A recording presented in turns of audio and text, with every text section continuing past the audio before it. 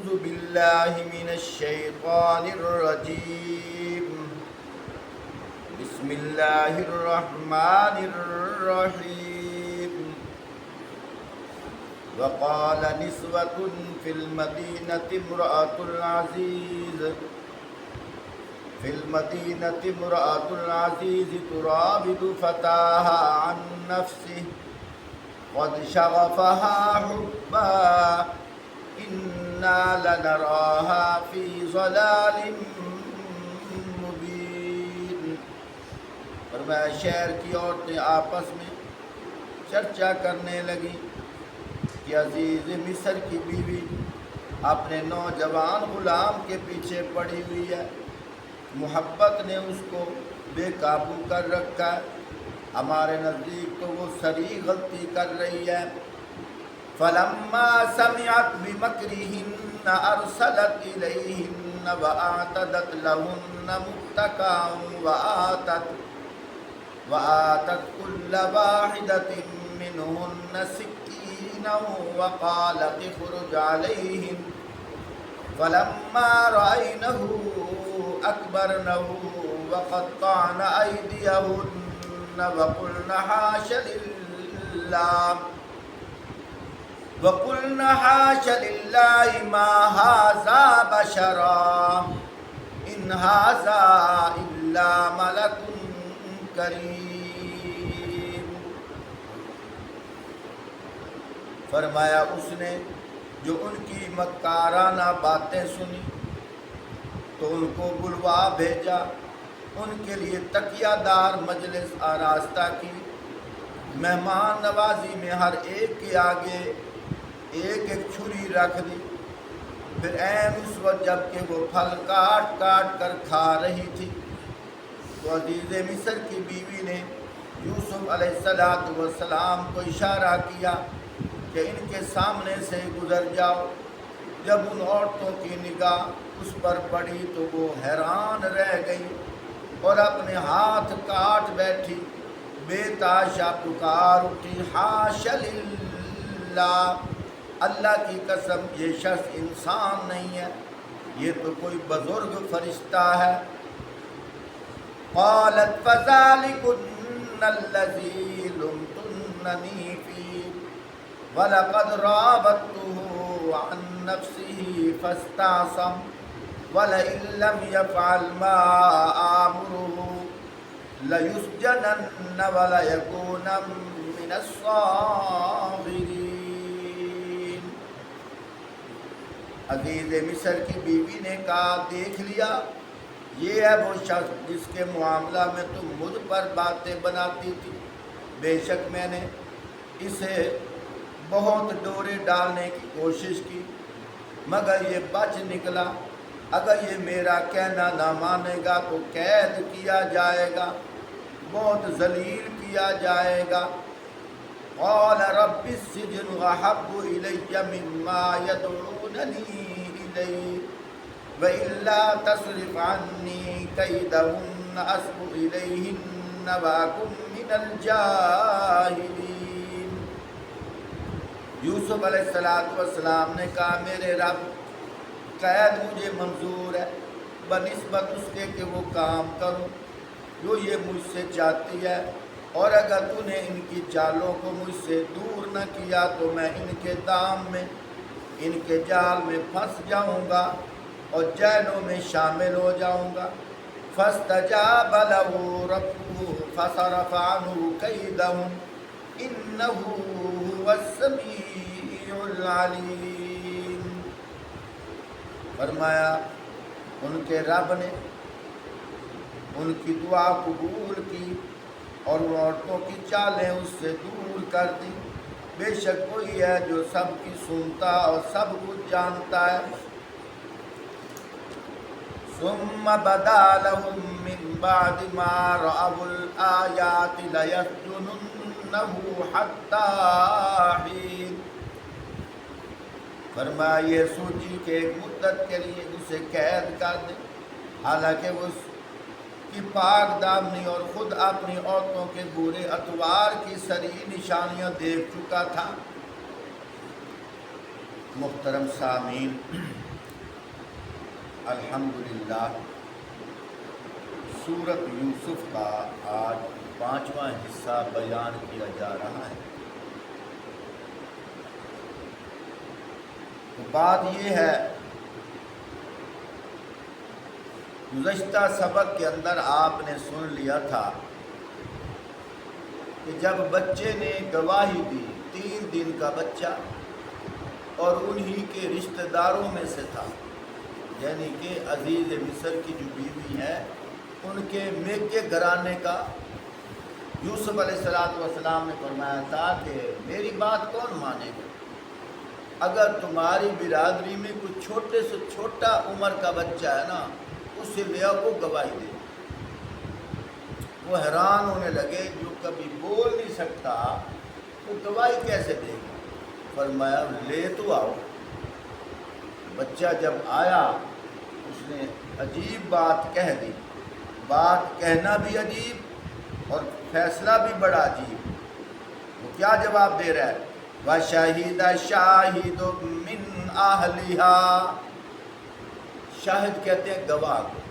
فرمایا گواہی دی، گواہی دینے والے من اہلیہ، جو ان کے گھر کے افراد میں سے تھا، چھوٹا سا بچہ۔ کیا کہہ رہا ہے؟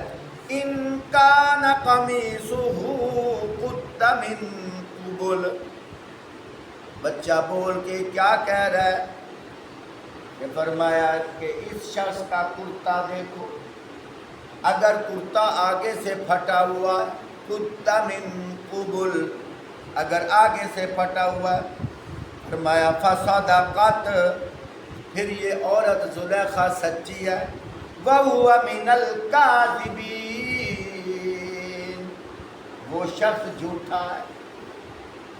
وَإِنْ كَانَ قَمِيصُهُ قُدَّ مِن دُبُرٍ، کرتا دیکھو، اگر کرتا پیچھے سے پھٹا ہوا ہے، فَكَذَبَتْ، پھر یہ عورت جھوٹی ہے، وَهُوَ مِنَ الصَّادِقِينَ، وہ شخص سچا ہے۔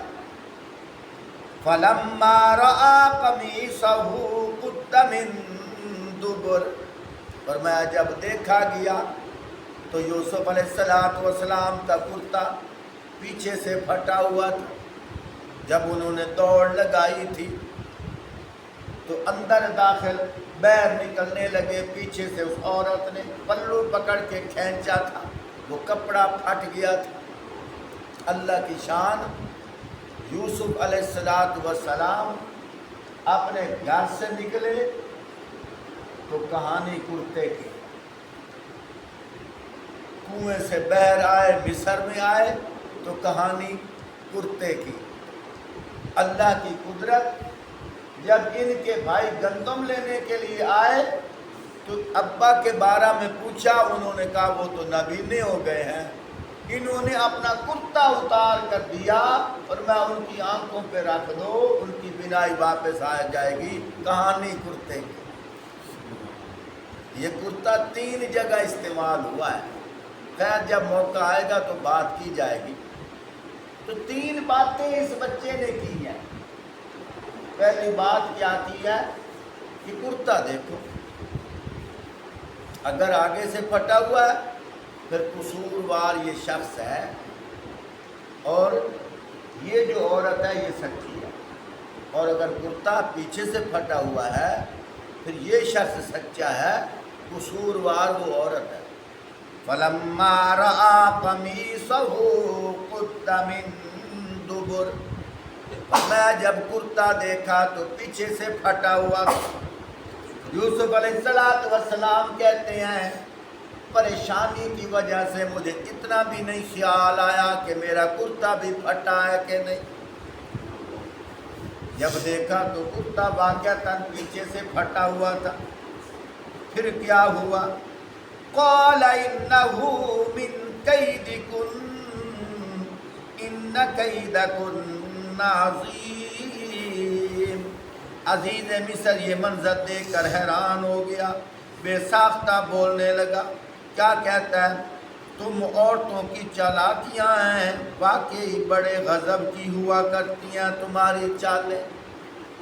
تمہارا مکر، تمہاری چالیں بے قصوروار تو تھی، پھر سر میں مٹی ڈال کے بال بکھیر کے سینہ پھاڑ کے آگے کہنے لگی یہ عزت لوٹ رہا تھا، بڑا مکر ہے میں تمہارا، بڑی چلاک ہو تم۔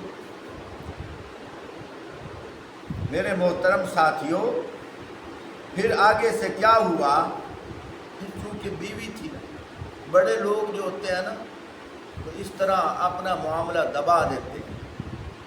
بیوی تھی، اپنی عزت کی پڑ گئی۔ اللہ نے فرمایا او عزیز مصر، تجھے اپنی عزت کی پڑی ہے، مجھے اپنے نبی کی عزت کی پڑی ہے۔ اب تو معاملے کو دبا رہا ہے، ایک وقت آئے گا تو بھی ذلیل ہوگا، تیری بیوی بھی اقرار کرے گی، اور میرا نبی اس عالم میں باہر نکلے گا، نیچے بادشاہی کا تخت ہوگا، اوپر سر پہ نبوت کا بخت ہوگا۔ یوسف عارض عن ھذا، مان تو گیا، ماننے کے بعد یوسف علیہ السلام سے کہہ رہا ہے کہ آپ اس معاملے کو رفع دفع کر، اعراض کر لیں، بھول جائیں۔ وَاسْتَغْفِرِي لِذَنبِكَ، اللہ پاک نے کیسے انداز میں کلام بیان کیا ہے، یہاں میں باریکی کی بات بتانے لگا۔ عربی کے اندر گرامر کا اصول ہے، اگر کوئی رشتہ دار عورتوں میں یا کوئی استاد، کوئی شاگردہ بھی، خامد کو بیوی، بھائی کو بہن، کوئی اکرام کرے، پانی پیش کرے تو اس کو بھی جزاک اللہ کہنا چاہیے، اور اگر مرد پیش کرے اس کو بھی جزاک اللہ کہنا چاہیے۔ لیکن مؤنث اور مذکر میں دونوں میں فرق ہے نا، وہ عورت ہے اور یہ مرد ہے۔ تو کیا فرمایا؟ اگر کوئی مرد پیش کرے تو اس کو کہو جزاک اللہ، اللہ تجھے اس کا بدلہ دے، اور اگر کوئی عورت پیش کرے اس کو کہو جزاک اللہ، کیونکہ وہ مؤنث ہے۔ معنی پھر بھی وہی ہے، صرف امتیازیت ہے کہ دینے وہ اکرام کرنے والا مرد ہے تو جزاک اللہ، اکرام کرنے والی عورت ہے تو جزاک اللہ۔ یہ میں نے کیوں بات بتائی ہے؟ یہاں دیکھو، وَاسْتَغْفِرِي لِذَنبِكِ، وَاسْتَغْفِرِي لِذَنبِكِ، عزیز مصر نے کہا وَاسْتَغْفِرِي لِذَنبِكِ، فرمایا اپنے قصور کی معافی مانگ۔ عزیز مصر نے کہا اپنے قصور کی معافی مانگ۔ لِذَنبِكِ، ذنب کہتے ہیں گناہ کو۔ یہاں لوگ کہہ سکتے تھے کہ عزیز مصر کے سامنے تو دو تھے، ایک حضرت یوسف علیہ السلام تھے اور ایک زلیخا تھی، دو تھے نا۔ لیکن دیکھو، وہ لوگ کہہ سکتے تھے کہ عزیز مصر نے اپنی بیوی سے نہیں کہا کہ وَاسْتَغْفِرِي، معافی مانگ، لِذَنبِكَ، اپنے گناہوں کی۔ لیکن اللہ پاک کی قدرت کو دیکھو، اللہ پاک نے اپنے نبی کو کس طرح بچایا ہے۔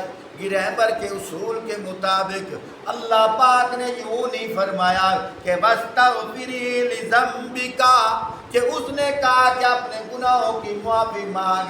اگر ذنبِكَ ہوتا تو اس کا معنی مراد یوسف تھے، کہ یوسف کو کہا کہ تو اپنے گناہ کی معافی مانگ۔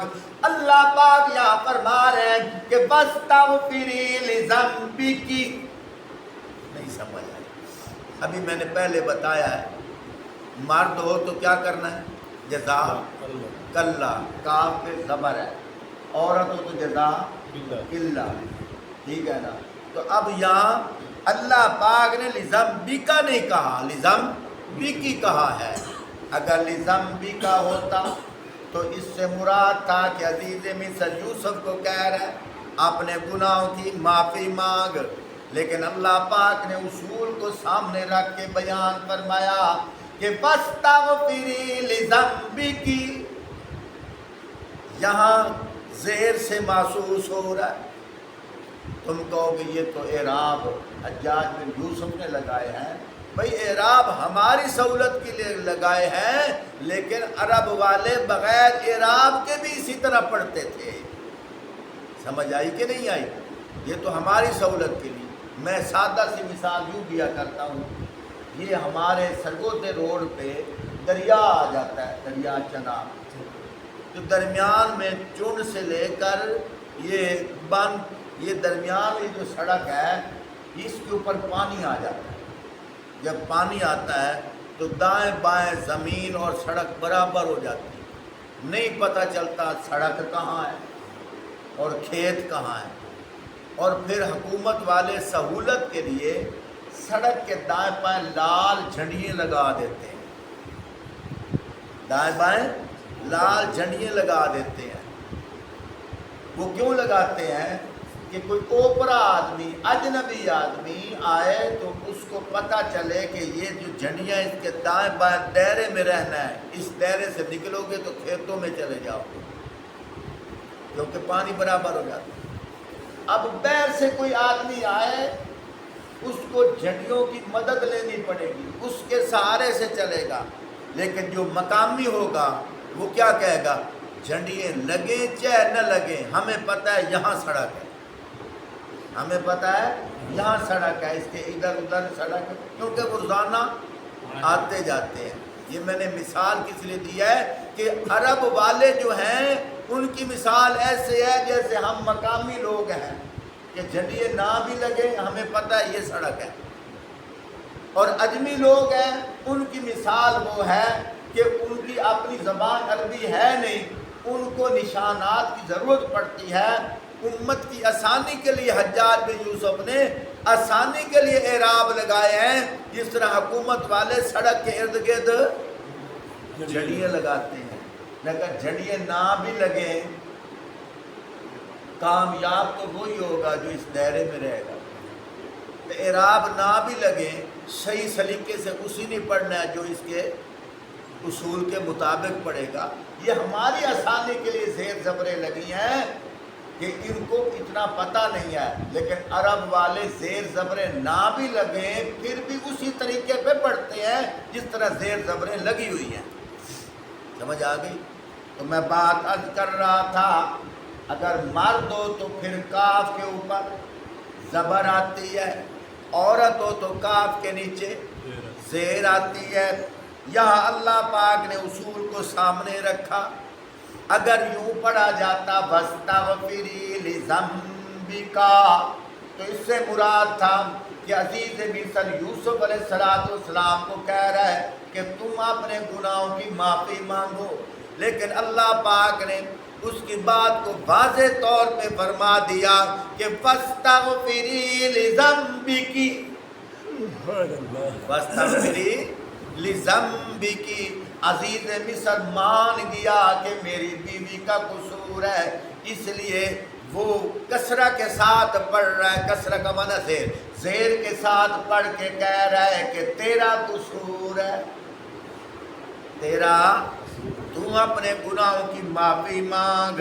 وَاسْتَغْفِرِي لِذَنْبِكِ إِنَّكِ، پھر بھی زیر آ گئی، اِنَّكَ نہیں کہا، اِنَّكَ، اگر اِنَّكَ کہا جاتا تو اس سے مراد مرد تھا، وہ کون تھے؟ حضرت یوسف۔ پھر اِنَّكِ کہا ہے، اِنَّكِ كُنْتِ، پھر کنتی، کنتا نہیں کہا، اِنَّكِ كُنْتِ مِنَ الْخَاطِئِينَ، بے شک تو ہی خطا کرنے والی ہے، تو ہی غلطی کرنے والی ہے۔ خیر جناب والا بات عرض کر رہا تھا، پھر اس کے بعد یہ بات جنگل کی آگ کی طرح پھیل گئی۔ وہ جو وزراء کی بیویاں تھیں، اس کی سہیلیاں تھیں، وہ آپس میں باتیں کرنے لگی، لو جی انہوں لدھائی کوئی نائی، غلام تے فریفتہ ہو گئی۔ اس کو بڑی شرم آئی، انہوں نے مجھے بدنام کر دیا، اچھا میں ان کا علاج بھی کرتی ہوں۔ انہوں نے دیکھا جو نہیں ہے نا، دیکھا جو نہیں ہے، اس کے حسن کو دیکھتی پھر پتہ چلتا، چلو میں ان کو بھی مزہ چکھاتی ہوں۔ اللہ پاک فرما رہے ہیں فَلَمَّا سَمِعَتْ بِمَكْرِهِنَّ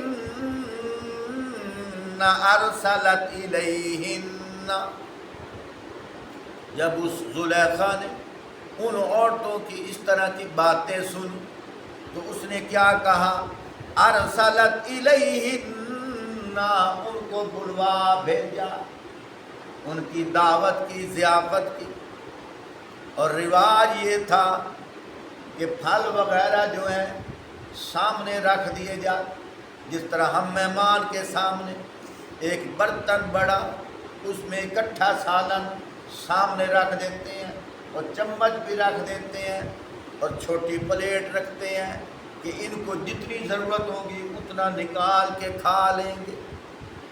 اسی طرح وہ برتن بڑا، پھلوں کا بھرا ہوا ٹوکرا سب کے سامنے رکھ دیا، ساتھ چھری بھی رکھ دی، اور مختلف طرح کے پھل پڑے ہوئے تھے کہ جس پھل کا جی چاہے اٹھائیں اور کھائیں۔ ان کی ضیافت کی، مہمان نوازی کی۔ اب وہ پھل کھانے میں مصروف ہے، ادھر سے یوسف علیہ السلام کو کہہ رہی ہے کسی بہانے سے کہ ہم نے اس کمرے کی صفائی کرنی ہے، ادھر سے نکلو اور اس کمرے میں چلے جاؤ۔ دیکھو یہ بھی مطلب ہے، اصل حقیقت پھر بھی نہیں بتائی۔ چلو بھائی یہ کمرہ خالی کرو، ہمیں کام ہے، یہ صفائی کرنی ہے، اس کمرے میں چلے جاؤ، ہاں جی ادھر چلے جاؤ۔ تو مقصد کیا تھا کہ یہاں سے گزریں گے، یہ بھی دیکھیں۔ فَلَمَّا سَمِعَتْ بِمَكْرِهِنَّ أَرْسَلَتْ إِلَيْهِنَّ وَآتَدَتْ لَهُنَّ مُتَّكَأً وَآتَتْ كُلَّ وَاحِدَةٍ مِّنْهُنَّ سِكِّينًا۔ سکین عربی کے اندر چھری کو کہتے ہیں، فرمایا ہر ایک کے ہاتھ چھری دے دی اور یہ کھانے میں مصروف ہوئی۔ وَقَالَتِ اخْرُجْ عَلَيْهِنَّ، یوسف علیہ السلام کو کہنے لگی اس کمرے سے نکلو، ان کے آگے سے گزرو اور ادھر جاؤ۔ فَلَمَّا رَأَيْنَهُ أَكْبَرْنَهُ، جب یوسف علیہ السلام اتنے خوبصورت تھے، روایت کے اندر آتا ہے یوسف علیہ السلام جب مصر کے بادشاہ بن گئے تھے تو روزانہ کچہری خود لگایا کرتے تھے، لوگوں کی باتیں خود سنا کرتے تھے۔ اگر کوئی کیس آ جاتا، مدعی اور مجرم دونوں علاقے والے ماں بہن ان کی بات سننے کے لیے جب ان کو بلاتے تھے تو لوگوں کو اپنی بات بھول جاتی تھی، ادھر ہی آنکھیں لگ جاتی تھی۔ یوسف علیہ السلام کی پھر عادت بن گئی، یہ تو اپنا کیس بھی بھول جاتے ہیں، اپنے ذہن سے باتیں بھی اٹھا لیتے ہیں کہ ہم کیا کہنے آئے تھے، ادھر ہی دیکھتے رہ جاتے ہیں۔ یوسف علیہ السلام نے پھر اپنے چہرے پہ کپڑا ڈالنا شروع کر دیا، لوگوں سے پردہ کرتے تھے، اس وجہ سے کہ میری وجہ سے لوگ اپنی باتیں بھی بھول جاتے ہیں، خوبصورت اتنے تھے۔ حضرت امی عائشہ صدیقہ رضی اللہ تعالی عنہ تک یہ جب بات پہنچی، انہوں نے کہا اچھا یوسف کے حسن کی باتیں ہو رہی ہیں، انہیں کیا پتا کہ جب اللہ پاک نے مجھے جو محبوب دیا ہے وہ اس سے کتنا زیادہ حسین ہے۔ تو کیا فرمانے لگی، لوامی زلیخا لو رأین جبینہ لأثرن بالقطع القلوب علی الیدی۔ کیا فرمانے لگی، فرمایا کہ یوسف کے حسن کو دیکھ کر ان عورتوں نے اپنی انگلیاں کاٹ ڈالی تھی، اگر وہ میرے محبوب کو دیکھ لیتی۔ وہ عورتیں یوسف کے حسن کا تاب نہ لا سکی، اپنی انگلیاں کاٹ بیٹھی، اگر وہ میرے محبوب کو دیکھ لیتی تو میرے محبوب کے حسن کو دیکھ کر برداشت نہ کر سکتی، انگلیاں تو دور کی بات ہے، وہ اپنے دلوں پہ چھریاں چلا دیتی، اپنے دلوں پہ چھریاں چلا دیتی۔ تو میرے محترم ساتھیوں، جب ان کے سامنے سے گزرے وہ کیا کہنے لگے؟ اب اسی نشے میں یا میں بڑی باریکی کی بات کرنے لگا ہوں، بڑی عجیب بات کرنے لگا ہوں۔ حدیث پاک کے اندر آتا ہے، فرمایا جب مجاہد آدمی اللہ کے راستہ میں ذبح ہوتا ہے، تلوار چلتی ہے، گولی چلتی ہے، زخمی تو ہوتا ہے، تکلیف تو ہوتی ہے، لیکن اللہ کی قدرت، جب صحابہ اکرام کو تلوار لگتی تھی وہ خوشی سے جھوما کرتے تھے، خوشی سے مسکرایا کرتے تھے، اور کیا کہتے تھے؟ فزت برب الکعبہ۔ جو سامنے تلوار مارنے والا ہوتا تھا اس کے سامنے خوشی سے جھوم کر کہتے تھے کعبہ کے رب کی قسم ہم کامیاب ہو گئے۔ وہ کہتا کہ ظاہری نقشہ تو نظر یہ آ رہا ہے کہ تم اپنے بچوں سے دور ہو رہے ہو، دنیا کی سہولیات سے دور ہو رہے ہو، اپنے مکانات، حویلی، کاروبار سے دور ہو رہے ہو، پھر تم کیسے کامیاب ہو؟ وہ کہتے تمہیں کیا پتا، تمہیں کیا پتا۔ بڑی عجیب بات کرنے لگا ہوں، شاید آپ نے آج تک نہ سنی ہو۔ تمہیں کیا پتا، تمہیں کیا پتا، تمہیں کیا پتا، جس مقصد کے لیے ہم دنیا سے جا رہے ہیں اللہ پاک یہی کھڑے ہوتے ہوئے ہمیں پردے ہٹا کر وہ دکھا رہے ہیں۔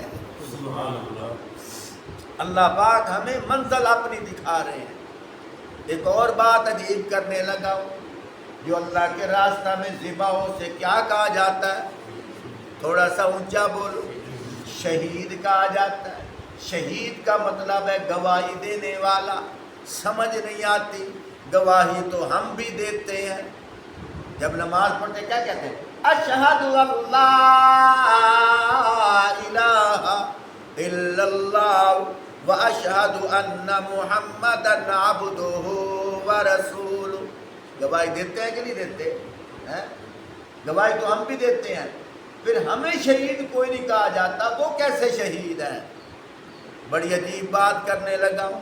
فرمایا گواہ دو طرح کے ہوتے ہیں، ایک گواہ نشانیوں کا ہوتا ہے، ایک گواہ موقع کا ہوتا ہے۔ ایک گواہ نشانیوں کا ہوتا ہے، ایک گواہ موقع کا ہوتا ہے۔ ہم جو اللہ کی گواہی دیتے ہیں، ہم نے اللہ پاک کو دیکھا تو نہیں ہے، لیکن اللہ پاک کی قدرت کی نشانیاں دیکھتے ہیں۔ تیرا آئینہ، آج امیر صاحب آئے بیٹھے ہیں تو میرا تھوڑا سا شرح صدر ہو رہا ہے، 2-3 منٹ لے رہا ہوں۔ تیرا آئینہ عالم رنگ و بو ہے، میں جدھر دیکھتا ہوں ادھر تو ہی تو ہے۔ اے اللہ، میں جدھر بھی دیکھتا ہوں تیری قدرت کی نشانیاں نظر آتی ہیں۔ سمجھ آئی نا؟ تو بات از کر رہا ہوں، ہم بھی اللہ کی گواہی دیتے ہیں، لیکن ہم آسمان اللہ نے بنایا، یہ اللہ کی قدرت کی نشانی دیکھ کر گواہی دے رہے ہیں۔ ہم بھی اللہ کی گواہی دیتے ہیں۔ بھینس کے پیٹ کے اندر خون ہے، گوبر ہے، سبز پتے ہیں، پانی کا رنگ اور ہے، مختلف رنگوں کی چیزیں ہیں، لیکن اتنے رنگوں کے باوجود سفید رنگ کا دودھ وَدَمِ لَبَنًا خَالِصًا سَائِغًا لِلشَّارِبِينَ، سفید رنگ کا دودھ اللہ پاک نکال رہے ہیں۔ یہ دیکھو ہم نے اللہ کو تو نہیں دیکھا، لیکن اللہ اپنی قدرت کی نشانی دکھاتے ہیں۔ ایک بھینس ہے، وہ 8 کلو دودھ دیتی ہے، دودھ دونے سے پہلے اس کو ذبح کر دو، اندر سے دودھ نظر نہیں آئے گا۔ یہی تو قدرت کی نشانی ہے نا۔ دودھ نہیں نظر آئے گا۔ تو ہم اللہ پاک کی گواہی دیتے ہیں، لیکن نشانیاں دیکھ کر شہید کو گواہ اس لیے کہا جاتا ہے کہ جب اس کی گردن پہ چھری چل رہی ہوتی ہے، اللہ پاک پردے ہٹا کے اپنا دیدار کراتے ہیں۔ سبحان اللہ۔ اللہ پاک پردے ہٹا کے اپنا دیدار کراتے ہیں۔ اس کی آنکھیں ادھر ہی لگ جاتی ہیں، یہ ادھر دیکھ کر مسکرانے لگ جاتا ہے، تو اس لیے دنیا کا ہوش نہیں رہتا۔ مارنے والا سمجھتا ہے پتہ نہیں کیا ہو گیا، لیکن اسے کیا پتا جو نظر اس کو آ رہا ہے وہ اس کو نہیں آ رہا۔ مختصر دو نشانیاں عرض خدمت کروں قرآن پاک کے اندر ہے۔ ایک نشانی حضرت بی بی مائی آسیہ کی ہے، وہ خود کہہ رہی ہے، اللہ پاک فرما رہے ہیں وَضَرَبَ اللَّهُ مَثَلًا لِلَّذِينَ آمَنُوا امْرَأَتَ فِرْعَوْنَ إِذْ قَالَتْ رَبِّ ابْنِ لِي عِندَكَ بَيْتًا فِي الْجَنَّةِ۔ جب فرعون نے مائی آسیہ کو اتنا مارا، انسان ہونے کے ناطے تکلیف تو ہوتی ہے، چیخیں نکل رہی ہیں، لیکن وہ ادھر سے مار کھا رہی ہے، ادھر سے اللہ سے دعا کر رہی ہے۔ اللہ نے اس کے دعا کے نقشے کو بھی قرآن بنایا ہے۔ کیا کہہ رہی ہے؟ قالت ربی ابنی لی، ربی ابنی لی، اگر اکٹھا پڑھا جائے رب ابنی لی، وقالت رب ابنی لی بیتا فی الجنہ۔ مائی آسیہ اللہ پاک کو پکار کے کہہ رہی ہے اے میرے رب بنا میرے لیے، اے میرے رب بنا میرے لیے۔ وقالت رب ابن لی بیتا فی الجنہ، سبحان اللہ۔ وقالت ربی ابن لی عندک بیتا فی الجنہ، اس نے کہا اے میرے رب میرے لیے اپنے ہاں بنا بیتن ایک گھر، وہ بھی فی الجنہ جنت میں، ونجنی من فرعون، مجھے نجات دے فرعون سے، وعملہ اس کے عملوں سے، ونجنی من القوم الظالمین، ظالم قوم سے مجھے نجات دے۔ اللہ کی شان روایت کے اندر آتا ہے اللہ پاک پردے ہٹا کے اس کو جنت کی الماریاں دکھاتے ہیں، وہ ادھر اس کی آنکھیں لگ جاتی ہیں، وہ پھر مارتا ہے لیکن وہ مسکراتی ہے۔ فرعون نے پوچھا وجہ کیا ہے؟ اب میں تجھے مار رہا ہوں تو مسکراتی کیوں ہے؟ وہ کیا کہنے لگی؟ وہ کہتی ہے میں تجھے کیا بتاؤں، جس ذات کے لیے میں مارے کھا رہی ہوں اس ذات نے مجھے دنیا کی آخرت کا نقشہ دکھا دیا ہے، وہ ذات مجھے جنت کا مکان دکھا رہی ہے، پھر میں کیوں نہ مسکراؤں کیونکہ میں کامیاب ہو گئی ہوں۔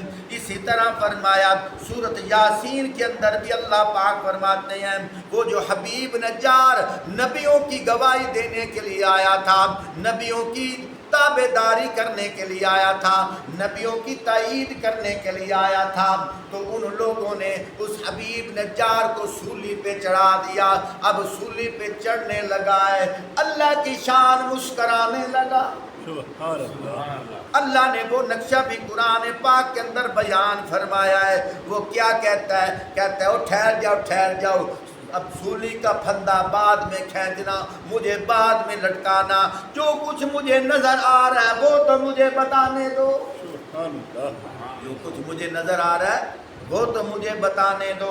اللہ پاک خود فرما رہے ہیں وہ کیا کہنے لگا وَمَا لِيَ لَا أَعْبُدُ الَّذِي فَطَرَنِي وَإِلَيْهِ تُرْجَعُونَ۔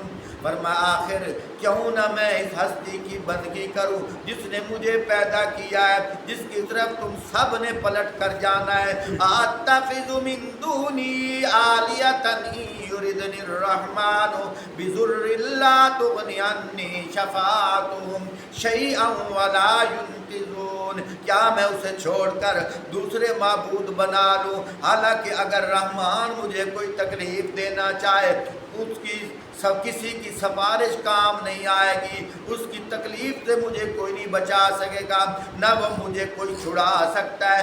انی اذا لفی ضلال مبین، اگر میں ایسا گمان رکھوں تو کیا کہتا ہے کہ پھر میں تو صریح گمراہی میں مبتلا ہو جاؤں گا۔ پھر کیا کہہ رہا ہے؟ انی آمنت بربکم فاسمعون، فرمایا کہ میں ایمان لاتا ہوں، میں ایمان لاتا ہوں تمہارے رب پر، تم بھی میری بات مان لو۔ جب یہ بات ہوئی، یہ معاملہ ہوا، اللہ پاک نے پردے ہٹا کے اسے جنت دکھا دی۔ اللہ پاک خود فرما رہے ہیں قیل ادخل الجنہ، فرمایا اسے کہا گیا کہ تو داخل ہو جا جنت میں۔ بڑی عجیب بات کرنے لگا ہوں، تو داخل ہو جا، لیکن ابھی یہ لٹکا نہیں ہے۔ پہلے کہا گیا داخل ہو جا جنت، تم کہو کہ تیرے پاس دلیل کیا ہے؟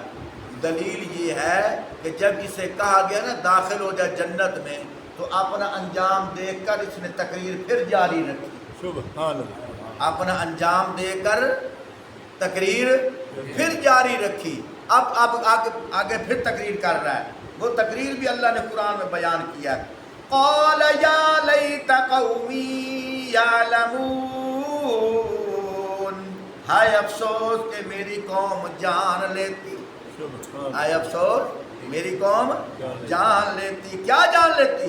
بما غفر لی ربی وجعلنی من المکرمین، کہ میرے رب نے میری بخشش کر دی ہے، میرے رب نے میری بخشش کر دی ہے، اور وجعلنی بنا دیا ہے میرے لیے من المکرمین، عزت والے لوگوں میں میرا نام شامل کر دیا ہے۔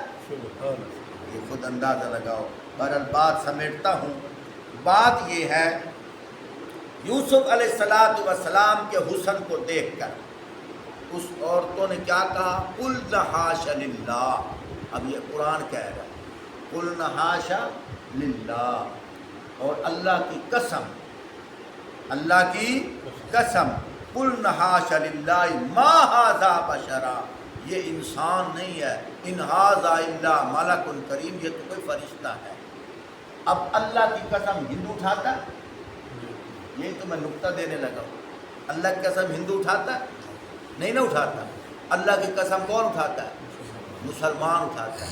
اب دیکھا جائے تو یہ ظاہری طور پہ مسلمان تھے لیکن تھے مشرک، ظاہری طور پر مسلمان تھے اور تھے، تم کہو گے وہ کیسے؟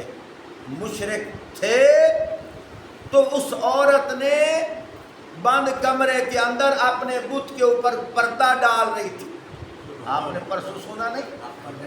پردہ ڈال رہی تھی، تو یوسف علیہ السلام نے پوچھا تھا پردہ کیوں ڈال رہی ہے؟ تو آگے سے کیا کہتی ہے؟ میں اس کی پوجا کرتی ہوں، میں اس کی پوجا کرتی ہوں، کیونکہ میں نے برا کام کرنا ہے، مجھے اس سے، ہاں سمجھ آئی کہ نہیں آئی؟ مجھے اس سے حیا آتی ہے، شرم آتی ہے۔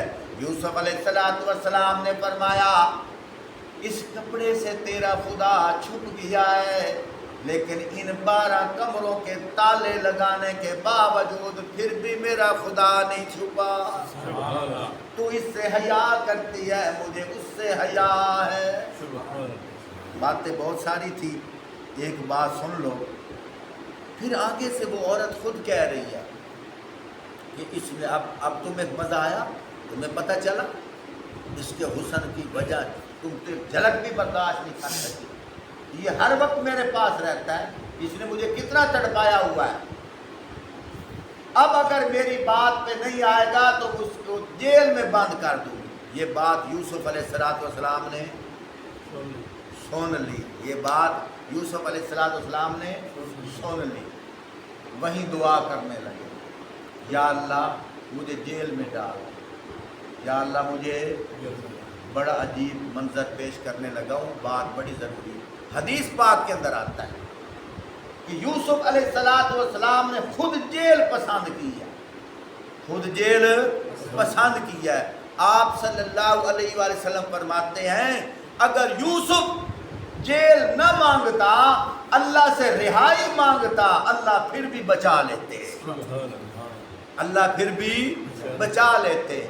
لیکن یہاں بڑا نکتہ ہے، نکتہ یہ ہے برائی سے بچنے کے لیے اگر جیل بھی مل جائے وہ قبول کرو، برائی کے پاس نہ جاؤ، ایک بات۔ دوسری بات یہ ہے آپ صلی اللہ علیہ وآلہ وسلم نے فرمایا اللہ پاک سے عافیت مانگی کرو، مصیبت نہ مانگی کرو، عافیت مانگی کرو۔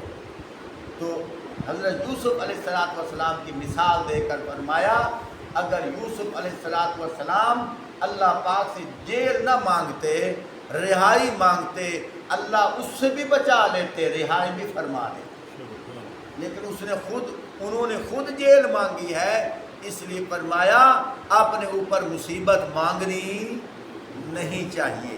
باتیں اور بھی بہت ساری تھی، خیر انشاءاللہ کل پھر تفصیلی بات ہوگی، اللہ ہمیں سمجھنے کی توفیق عطا فرمائے۔